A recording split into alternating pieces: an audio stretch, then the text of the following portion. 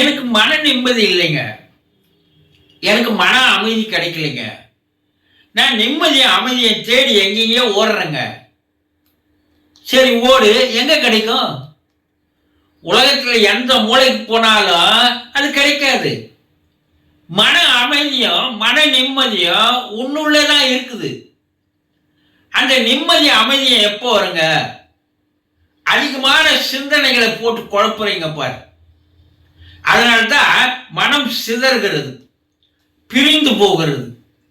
இறந்த காலத்தை பற்றி குழப்பிக் கொண்டிருப்பது, எதிர்காலத்தை பற்றி கனவு கண்டு கொண்டிருப்பது, நிகழ்காலத்தில் வாழாமலே இருப்பது, இதெல்லாம் உங்களுக்கு என்ன பண்ணுதுன்னா அளவுக்கு அதிகமான எண்ணங்களையும் சிந்தனைகளையும் மன அமைதியை கெடுத்து விடுகிறது. இது புரியாத எனக்கு மன நிம்மதி இல்லைங்க, மன அமைதி இல்லைங்க. அதுக்கு என்ன? நிகழ்காலத்தில் வாழ பழகி கொள்ளுங்கள். வரப்போறது வரட்டும், போனது போகட்டும், எதை பற்றி எனக்கு கவலை இல்லை.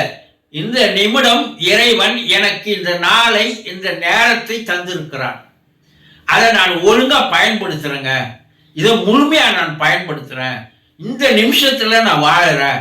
எதை பற்றியும் எனக்கு கவலை இல்லை என்ற மனோபாவம் எப்போ உங்களுக்கு வருதோ அப்போ உங்களுக்கு மன அமைதி தானாக வரும், மன நிம்மதி கிடைக்கும்.